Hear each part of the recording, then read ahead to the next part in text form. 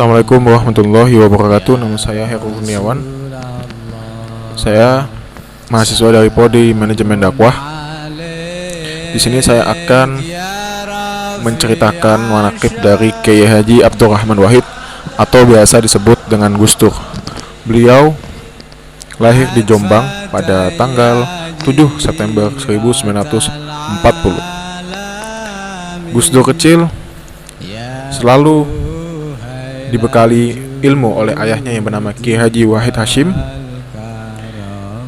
Tetapi saat beliau lahir, beliau terlebih dahulu dinamai Abdurrahman Ad-Halil, yang berarti sang penakluk. Diambil dari nama seorang perintis dinasti Umayyah yang menancapkan tonggak kejayaan Islam di Spanyol. Kiai Haji Hashim adalah putra dari Kiai Haji Hashim Asy'ari. Jadi Gus Dur ini adalah cucu dari Kiai Haji Wahid Hashim, yang beliau adalah pendiri NU atau Nahdlatul Ulama.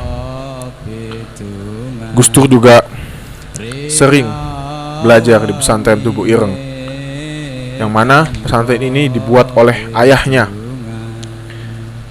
yaitu Kiai Haji Wahid Hashim. Ibundanya bernama Hajah Solehah. Gus Dur merupakan anak-anak yang cerdas pada umurnya, yang mana dulu waktu kecil Gus Dur sudah bisa menguasai berbagai macam bahasa, salah satunya bahasa Inggris dan juga bahasa Belanda. Bahasa Belanda dipelajari oleh Gus Dur oleh gurunya, yang mana gurunya ini adalah orang Belanda juga, yang bernama Willem. Saat Gus Dur dalam kajian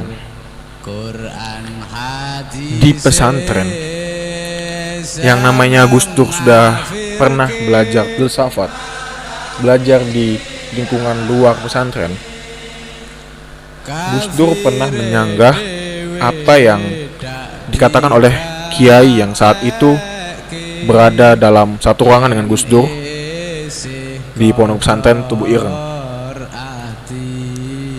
Lantas ini sebagai kejadian yang langka, karena di pesantren itu tidak boleh kita menyanggah apapun kata dari kiai.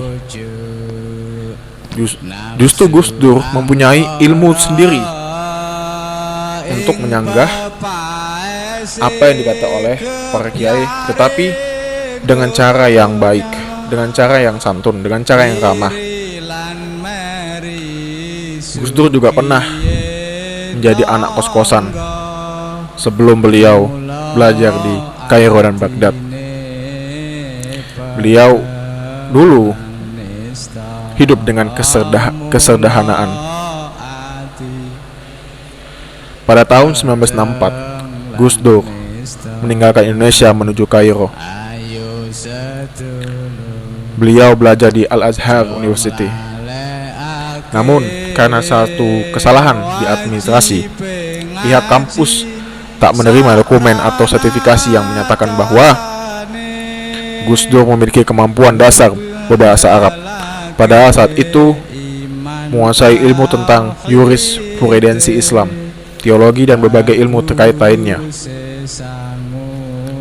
Gus Dur juga sempat berakibat kakinya patah karena memanjat pohon untuk mengambil buah. Jadi itu sebagai kendala Gus Dur. Maksudnya Gus Dur patah kakinya karena beliau memanjat pohon, lalu kakinya alhamdulillah sembuh.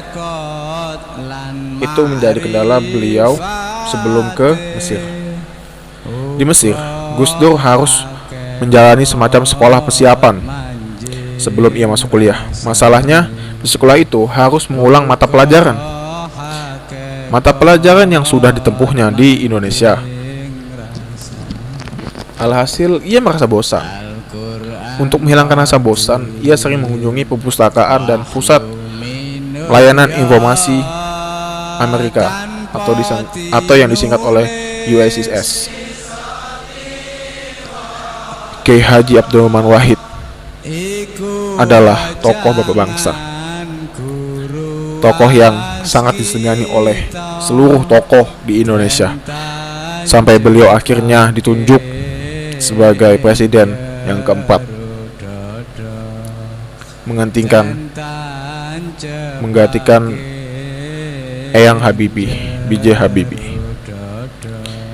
Kiai Haji Abdurrahman Wahid atau yang akrab dengan panggilan Gus Dur, sangat langka sekali beliau ini. Tokoh yang sangat langka, unik dan dikagumi oleh banyak masyarakat. Beliau memiliki pemikiran pluralisme. Gus Dur adalah tokoh intelektual yang punya cakrawala luas. Ia sangat gigih mempromosikan pluralisme. Ini upayanya untuk menggulirkan dialog antar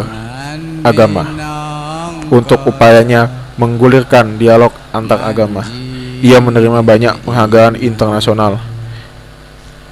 Di era reformasi, Gus Dur mendirikan Partai Kebangkitan atau PKB, dan setelah pemilu 1999, ia terpilih sebagai Presiden Republik Indonesia. Dan kemudian pada 2001 digantikan oleh Megawati Soekarno-Putri. Tetapi jasa-jasa beliau tak pernah dilupakan oleh bangsa dan negara. Saya Heru Kurniawan. Wassalamualaikum warahmatullahi wabarakatuh.